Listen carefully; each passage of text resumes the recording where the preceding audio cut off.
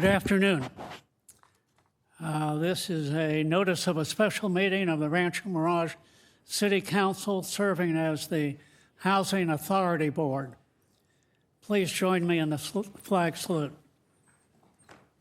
I pledge allegiance to the flag of the United States of America and to the republic for which it stands, one nation, under God, indivisible, with liberty and justice for all. May we have roll call, please? Councilmember Downs? I'm here. Councilmember Fromberg Edelstein? Here. Councilmember O'Keefe? Here. Mayor Pro Tem Mulatto? Here. Mayor Weil? Here. I will now ask for any public comments. Mr. Mayor, with your concurrence and if there's no objection, we'd like to take public comment after the staff report. Certainly. We will then go to the action item in the staff report, and it will be the conditional agreement regarding crossings at Peterson Road, and that will be handled by Marcus Aliman, our housing manager. Marcus, if you would, please. Mr. Mayor, before Marcus gets into the details of the report, I just wanted to make a few comments on this special meeting today and how we ended up here. City staff was provided some information after the release of the last agenda, the meeting that we just concluded before this, our regular city council meeting. And it is time sensitive, and so we cannot wait for the next regularly scheduled city council meeting. The city had two options. Option one was to add an urgency item to your normal agenda during the normal meeting, or option two was to do what we are doing, which was to call a special meeting with 24-hour notice. The reason that staff decided with a special meeting as opposed to adding this item during the meeting, during our last meeting, was so that we could produce a staff report and a 24-hour notice would be available to members of the public. Obviously, being a special meeting and this being an urgency item, we could have just foregone all that and just added it to your last meeting, but we thought for the sake of information and trying to give people a staff report that this special meeting was the appropriate way to go, and we could still have the council consider this item before the time limit that this item is under. So that's a little background onto how we ended up with our special meeting today. So Marcus, why don't you go ahead and get into the staff report? Thank you, Isaiah. Good afternoon, Housing Authority Board, city staff, and residents. In December of 2023, the Housing Authority executed a disposition and development agreement with Blue LLC, establishing site control of the former Rancho Palms Mobile Home Park for the development of affordable housing for families with veteran head of households.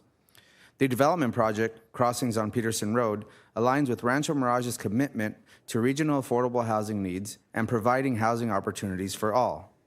The 116 affordable units fulfill 28% of the city's extremely low-income RENA allocation and 15% of the low-income allocation.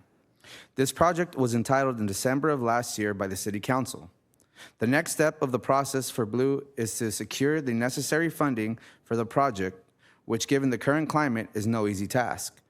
The application for the next round of low-income housing tax credits, tax-exempt bond allocations, and project-based vouchers is May 20th. If the applicant does not meet the May 20th application deadline, the next round of financing would not be available until September. However, in order to apply for financing, the remaining funding gap of $3.825 million must be closed. Previous Housing Authority and city commitments, including publicly owned land and fee deferrals, were instrumental in enabling the developer to secure state tax credits, bond financing, and project-based vouchers from the County of Riverside.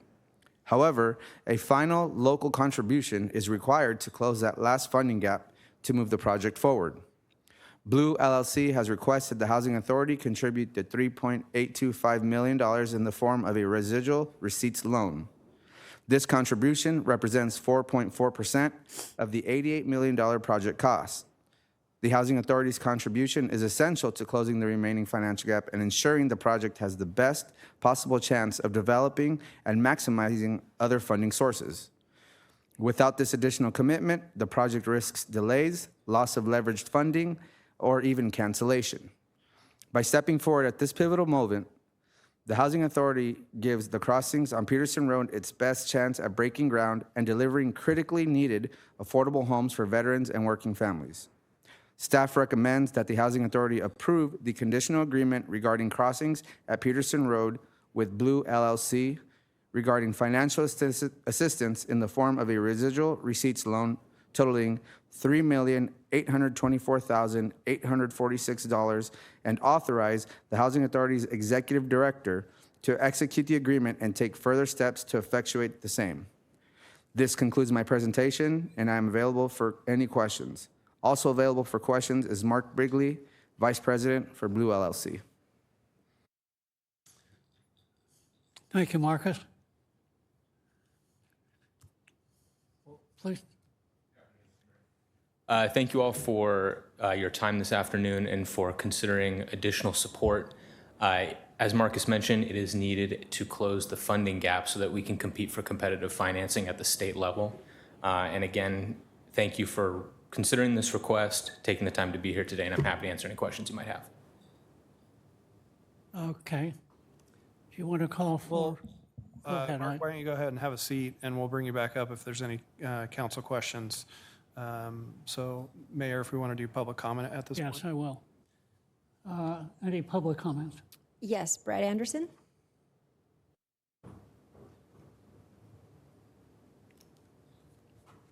Good afternoon, Brad Anderson, currently live in the city of Rancho Mirage. I wanted to speak on this special agenda item or special meeting 3A today. This is concerning a loan amount of over $3 million to this developer or development.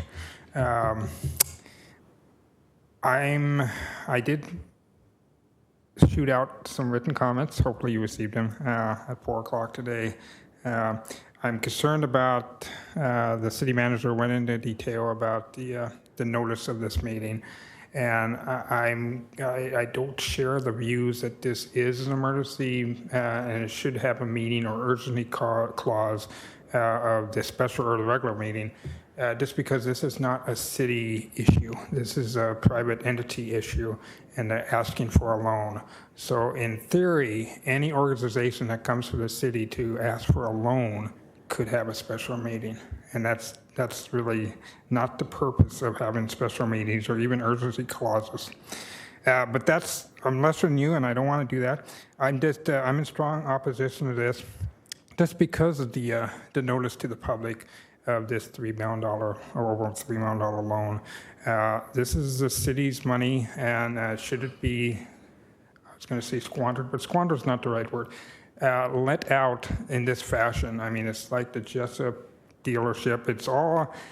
It shouldn't be performed this, and especially in short notice. The residents of the city, yes, you gave them advance warning, but I'm not going to go into that again, but it's not the city's responsibility to make up this short gap, and it's the private entity business.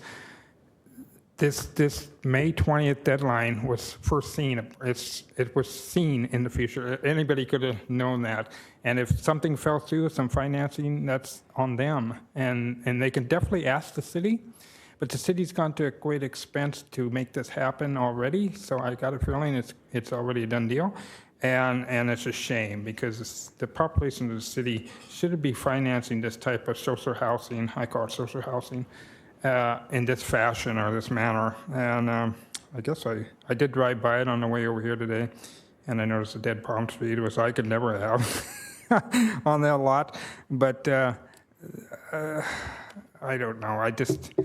I'm against this, and just because of the way it's being done. It's nobody's here. I'm the only person from the public that's here today, and that's not okay.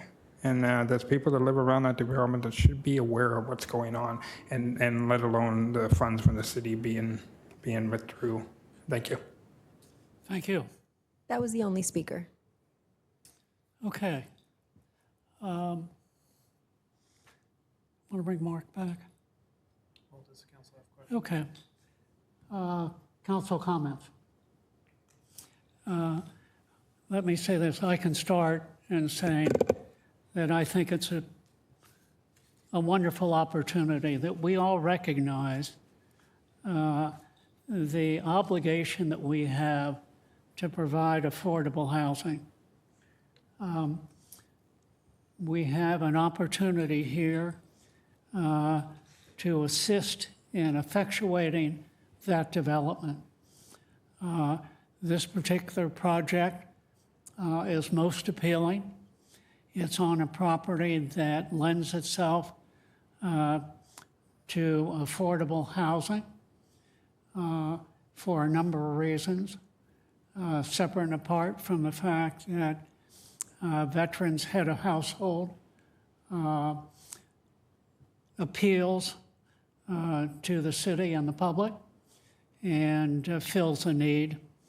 And so I think that if we're able to do this, and of course, this is not a done deal, the burden still will fall upon Blue to complete the financing. This merely gives them an opportunity to go forward, because without this help, there's a gap that they probably would not be able to fill within the time frame, the limited time frame that's left. So the fact that we are able to step up and do this, I think is quite remarkable. I want to give credit to our city manager, our housing manager, for effectuating what I consider a very creative approach to solving this problem. It's one that easily could have passed. We could have done nothing. The time element would have been lost. And so instead, we've at least taken a proactive approach. And even with this proactive approach, it doesn't guarantee that the deal is going to be made. There's still hurdles to be made. And, but if we can make that path a little bit easier, then I think we're doing our job as fiduciaries on behalf of the city. That being said, I will ask my colleagues for any comments they might have. Mr. Mayor, if I may, we have a mandate by the state to provide affordable housing. And that clock has not stopped. And that's with tax credits that have been eliminated. And the city has made a commitment to its residents, and there are over 5,500 just seniors that are on a list, a waiting list to get into affordable housing. So we have a mandate, and the city has made a commitment to its residents to follow through on affordable housing. And if we can help with that process, I'm all for going through with it to help us bridge that finance gap with everything that's going on in this country right now, and the cost of labor, the cost of materials, everything has gone up. Limited tax credits. We have to do everything we can to help our residents, and that's our commitment. So I'm all for this. Thank you, Mayor Pro Tem. Any other comments? I do. By the way, Mr. Mayor, I've just discovered something unique about this new system. There is a request to speak button, and it puts you in a queue. So I pressed that. So maybe we can all learn something new about this system. You're number one. Yes, I am. You have the floor. So a couple of thoughts that I have about this. First is with respect in general to affordable housing. Affordable housing is critical to the future of this city for a couple of reasons. One is an economic reason, and another is a social responsibility reason. So the economic reason, we have some key employers in this city. Eisenhower Medical Center are large destination resort hotels. There's the Westin, the Omni, the Ritz-Carlton, now Sensei at Porcupine Creek. Now, these employers tell us that a very small fraction of their employee base lives in the city of Rancho Mirage. They have to go to the corners of this Coachella Valley and beyond to find adequate workforce.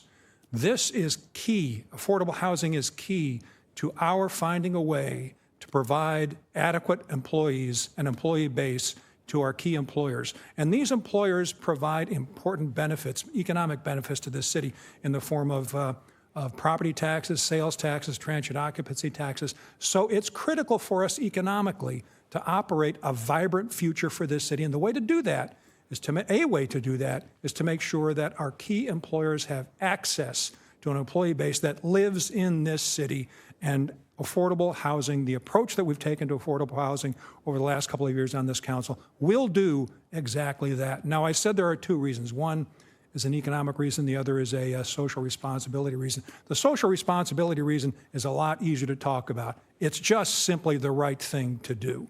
The right thing to do is to make sure that we provide housing opportunities up and down the economic scale in this city. The right thing to do is to make sure that those who need jobs and who need to live close to their places of employment have adequate housing opportunities. The right thing to do is to make sure that people in the middle have opportunities for the right housing in this city. And the right thing to do is to also make sure that we have opportunities for luxury housing in this city. And we do.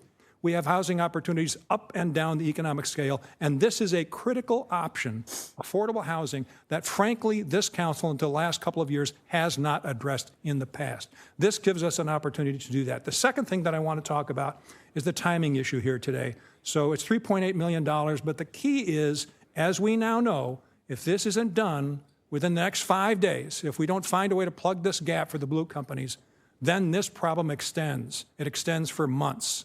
And who knows if the option still exists for us to find a way to plug this gap. So I'm going to vote for this. I think we need to plug this now. That said, it is the case that this request is not for us to write a check for $3.8 million today or tomorrow or even next week.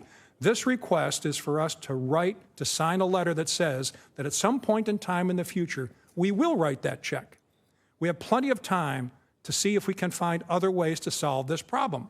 And that's one of the things that I want to hear Mark talk about when he comes to this podium today, is a commitment from the blue companies to work with us proactively to find other ways to do this if we can. I don't know if we can. I have no idea. I'm not here today to suggest alternative ways. But what I want to know is that we'll work to do that if we can. I'm going to vote for this. I think this is the right thing to do. Those are the reasons why. Thank you, Mr. Mayor. Thank you, Councilman Downs. Councilman O'Keefe. I would just like to thank you, Mr. Mayor. I would just like to say that I agree with all the comments that have been made thus far. Plus, we have come so far and worked very hard in a short period of time to try to get to this point. It would be foolish, in my opinion, to not do this and to enable us to have what we need, which is the affordable housing. So I also agree that it's an important thing for us to do. And I'd also like to take a moment to thank staff for working so diligently in the last couple of days or 24 hours, however long it's taken, to put together the work that they did so diligently. Thank you, Mr. Mayor. Thank you. Any other comments? I'd like to note that Councilman O'Keefe jumped me in the queue. Didn't even put himself in the queue. Well, you're in the same That's position okay. that I am with Councilmember Malata. With I with did Mayor Pro not Tem even pay Malata. attention to Well, our now new we've learned this new little feature. I'd like to make this comment, and I come at it from a different perspective. So when I moved back to the desert in '99, and my then fiance, now husband, and I were in the market for our first home, we realized renting wasn't getting us anywhere. We were just starting as attorneys, and we were already renting in Rancho Mirage, but wanted to live in Rancho Mirage because it was central to one of us working in Palm Springs and the other working in Indian Wells. And at that time, we jumped into the housing market then at what felt like an astronomical number of $245,000. We had no idea if we could even make that mortgage. We feared, but we realized, well, at least if one of us had a job, we could make the mortgage payment. That opportunity does not necessarily exist anymore for people entering the workforce. We were 29 and 31 at the time, and we had graduate degrees, and it was still felt like an impossibility to get into the housing market. It was the belief of my parents saying, you can do it. Everyone feels this way when they buy their first house or get into their first housing opportunity. You'll get used to the feeling of being stretched. And he was right. Don't tell him that. And without affordable housing projects like this, where people can make a foothold, start to possibly be able to have an affordable payment so they can save, they will never get into the housing market. And that, unfortunately, is becoming the future of Southern California and even the Coachella Valley, where we're believed to be one of the most affordable areas still left in California. But without projects like this, that dream dies. And when you also look at the fact that there are families in Rancho Mirage, they want to get in the housing market, they want to put their kids in Rancho Mirage schools, they want to be within driving distance of job, school, daycare, et cetera, hospital, food, commercial, it is important. It's vitally important that these kind of projects that are broader than just seniors, not to discount senior housing, which is so very important, but to have this opportunity for families is crucial. And I think the only way to do it in this economic day is with public-private partnerships like this. I think it is our responsibility as a city to do exactly this kind of thinking and this kind of planning to make these kind of projects available despite state mandates. It's probably our call, no matter what, whether Sacramento was making us do it or not. It was a concern back when I was on the Housing Commission, was that we didn't have affordable housing for families at the time. And that wasn't a focus. So that was 15 years ago that I was on that commission. This is just happening. That tells you how long it takes and how many families didn't get the opportunity to get in the housing market because of not having projects like this. So for those reasons, for what I came from and what I remember, I endorse that this is a very, very good plan, and I support it. Good comments. You know, we all find ourselves kind of, as you point out, in that first house syndrome, where I know in my case, I couldn't figure out how in the world am I going to afford to pay $82,000 for that house. And I hate to tell you what that house in LA is worth today. But that's the reality, and that's where we are, and that's why we're taking this action today. With that being said, Mark, would you like to come back up, please? If I may, Mr. Mayor, I've got you beat. I paid $29,900 for my Well, that's first house. because you're older than I am.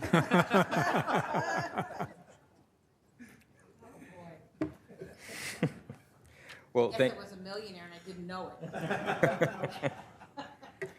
Well, thank you, Council, again for being here today. I think I just want to touch on a couple of points to summarize or hopefully get at what is being said here today. And that is, I hope that this project is in line with the city's goals, as I think you can hopefully see in the proposal before you today, that it really is about providing high-quality housing for a variety of tenants up and down the economic spectrum. And that's really the goal here today. And it is also key to define affordable, like you said, Councilmember Downs, in that affordable housing is not necessarily for, I don't know, somebody who may not have a job, right? It's actually for tenants who are living, working, and already in this community. They might be working at Eisenhower Medical Center, Palm Springs Unified School District, or any of the hospitality sector, like there are many resorts, obviously, here in the Valley. And so it is important to make sure that those workers have quality and affordable housing near the place of their work. And then finally, I do want to touch on the last 2 points that I think the entire council brought up, which is securing funding if the council votes in favor for the proposal today. It does allow us to compete for very scarce resources at the state level for federal tax-exempt bonds as well as state tax credits. But to your point, the work isn't done here today. So even if we were successful in applying for funding on May 20th, the proposal before you today is conditional on us finding that financing. So like you said, there is no check that's going to be cut probably within the next couple of months. We have a lot of work to do to make sure that not only we secure that financing, but the financing is efficient and that we are making sure that costs are being fairly and evenly distributed across our capital stack. And so with that, I'm happy to address any questions that you might have. Thank you again for your time today. Thank you, Mark. Are there any additional questions? If I may, Mr. Mayor, I just want to thank Mark for underscoring the fact that this is not low-income housing. This is affordable housing. This provides adequate and good housing opportunities for an employee base that needs it. That's what it does. So thank you for underscoring that. I appreciate it. Thank you. Mayor, if I may, if council votes in favor of this, I just wanted to note a correction that will be made to Section 4 of the agreement. There's a typo in there with reference to the term, which says 55, but there's also a 57. So that will be both made to be 55 years. Any other council comments? City manager, anything else you want to say? I think from a staff perspective, this is just another example of how the city council has set a policy and you're knocking down barriers to make it become a reality. So the council's had plenty of opportunity to demonstrate their commitment, but over and over again, you guys not only are saying that you want it, but you're actually doing things to take these hurdles away so that it can actually develop. And this is just another great example of that. So from a staff perspective, we appreciate the council's clear policy direction on the need for affordable housing and knocking down barriers to see it become a reality, because there is obviously a need within our community. So I just wanted to thank you for providing that environment. Okay. Any other comments? The Mayor Pro Tem's arm has extended itself over to a green button, and I believe that I will now ask for a motion, and would the Mayor Pro Tem be kind enough to make that motion? I'd be happy to. That we approve the conditional agreement regarding crossings at Peterson Road with Blue LLC regarding financial assistance in the form of a residual receipts loan totaling $3,824,846 and authorize the Housing Authority's Executive Director to execute the agreement and take further steps to effectuate the same. I am delighted to second. There is a motion and a second. Please vote. Motion carries 5-0. Well, congratulations, Mark. Why are you still hanging around here? You've got work to do. And so on behalf of the council, we're delighted to be able to assist you in obtaining the balance of financing necessary for this project, and at the same time fulfilling a need desperately for those people and residents in our in our city. So good luck, and we wish you the best. Thank you. If there's no other questions, I will call for adjournment.